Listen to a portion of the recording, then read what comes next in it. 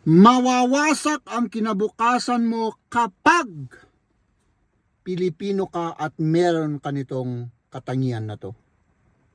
No? Ito ang huwag mong gagawin pagdating mo dito sa Germany. Kasi mga kaibigan, doon sa atin sa Pilipinas, normal lang ito. No? At ito po ay yung pagmumura at pang-iinsulto. No? At pagiging isang agresibo. No? Yun bang nagsusuntukan? Yung nananakit, nananapak. Pagka ganun ka, bumalik ka na sa Pilipinas. Alam nyo kung bakit, mga kaibigan. No. Unang-una sa lahat, nag-invest ka para makapunta dito sa Germany, para makapagtrabaho at maghanap ng greener pasture. No. Nagpakahirap ka. Baka nangutang ka pa ng napakalaking halaga. No. Nag-aral ka ng German. Nagsakripisyo ka. No. Tapos pumunta ka rito, palamura ka at mainitin ang ulo. Hindi ka uubra rito, mga kaibigan. Wala. No. Unang-una sa lahat, mga kaibigan, may batas dito. No. Kapag minura mo o ininsulto mo ang isang tao, halimbawa, ako, PI ka, Jeb. Bakit ganito ganyan? Ha? PI ka.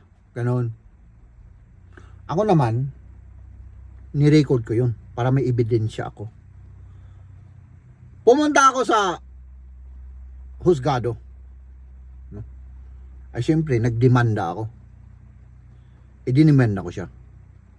Nakita ng husgado, napatunayan ko, multa. Mahigit siguro mga 70-80,000 pesos ang multa ng isang pang-iinsulto at pagmumura. More than 1,000. Depende kasi sa tindi. No. Pero may nagmura. Ganun ang nangyari. Kilala ko. No. Isang mentor ko noon. May minura siyang, ewan ko kung katrabaho niya o ano. Ayun. 1,300 plus euro ang binayaran. Dahil nag-PI siya. Minura niya yung katrabaho niya. No? Lalong-lalo na, mga kaibigan, lalong-lalo na tandaan niyo to, mga kaibigan. Ay naku. Pag mainitin ang ulo mo at hindi mo makontrol yung sarili mo at nanununtok ka ng tao, no? Kagaya ni, ano ba yung muntik ng magkasuntukan na yun, si Senator Zubiri at saka si Senator Cayetano. My goodness, ang tatanda na ninyo. Hey, apaw, bakit ganon? Official pa kayo, televised pa. Nakakahiya. Wala akong yung mga fans ni Zubiri at saka si Cayetano. Wala akong ano sa kanila personally. Pero yung ginawa nilang, yung behavior nila, doon ako nakakahiya behavior, yung behavior nila. Hindi silang dalawa, ha? Yung mismong behavior nila, yun ang nakakahiya. No? So inuulit ko, mga kaibigan, kapag nanununtok ka, nananakit ka ng tao, ay nakaw! Ay, lalong-lalo na sa trabaho, unang-una sa lahat, multa. Pangalawa, tanggal ka kaagad sa trabaho. Kahit na permanente ka na doon, tatanggalin ka. Walang cheche-boreche. Nasa batas yun. Once na nanapak ka ng tao or sinuntok mo yung boss mo dahil lagi kang kinukulit o pinapagalitan o ginagalit dahil hindi ka nakatimpi, bigla mong sinuntok, wala, tanggal ka. Baka ma-blacklist ka pa at mahihirapan kang makapaghanap ng trabaho. Diba? Tapos mamumulta ka pa. Hindi uubra yung mga yan. Sa atin sa Pilipinas, normal sa atin yan na mag-aaway-aaway yung magsuntukan pa nga eh. Pero nakakahiya yung ganun, lalong-lalo na pagka matatanda na tayo. Ay, nako. Huh? So, yung kabataan ko, barumbado rin ako, nanununtok rin ako. Agresibo akong tao, pero pag siyempre matanda na tayo, ay kailangan mag-behave naman tayo. No? Diba? Lagi nga akong may black eye noon. Oh. Diba? Kasi para akong ang tingin-tingin mo dyan, ha? Paglapit ko gano'n, sinuntok ako, na black eye ako. Oh. Tapos tigasin ako, tapos umiiyak pala ako. At tumakbo kaagad ako. Ganun ako.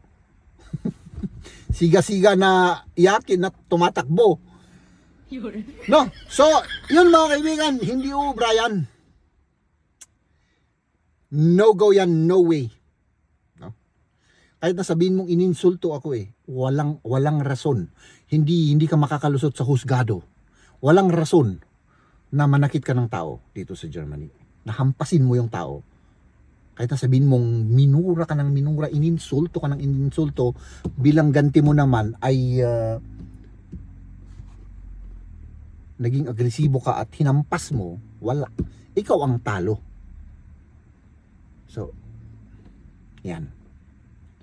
No go yan. Sinasabi kong mawawasak ang future. Wala. Blacklist. Baka, sinong tatanggap sa'yo kung nakarecord ka? Diba? So, sayang yung mga effort mo, yung mga investment mo para makapunta rito sa Germany at maghanap ng mas mabuting kinabukasan para sa sarili mo at sa pamilya mo, sa mga anak mo, di ba? Ganun lang kasimple yun, mga kaibigan. No? At bago ako magpaalam, mga kaibigan, ito pa, naalala ko lang, yung isang kaibigan ko, lasing. Nalasing siya. May mga nakasalubong siyang mga binatilyo. Mga young people. Pinagtawanan siya. Ininsulto pa yata siya. Dahil lasing, agresibo, binugbog yung isa. Binugbog niya. Siyempre yung iba, na-shock. Tumakbo. Pero nakita nila. No? Tinawagan yung polis. Nahuli siya. No? Alam niyo kung magkano yung multa niya? 3,500 euro. No? Yung sinuntok niya, binubog niya, hindi naman siya napuruhan. Pero siyempre, pasapasa yung mga yan. Yun. Magkano yun? 1,000 is 6,000, 60,000. So, 180,000. Kung 3,000. No? Plus 500 euro. 500 euro is, oh my goodness, 210,000 pesos. Oh. No? Pero siya, nadali rin siya, syempre, nasuntok siya. Pero wala siyang nakuha doon. Oh. Yun ang halimbawa. No. Buti na lang hindi nangyari sa trabaho yun. Sa labas. No.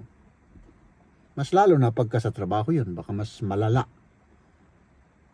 yung mangyayari sa'yo. No. So ayan, yun lang po ay halimbawa, mga kaibigan. Pero nangyari, totoo po yun. Ganun kalaki ang multa. Para lang po alam ninyo kung ano yung mga consequence. So, ayan mga kaibigan. See you tomorrow. Mag-ingat po tayong lahat. Ladies and gentlemen,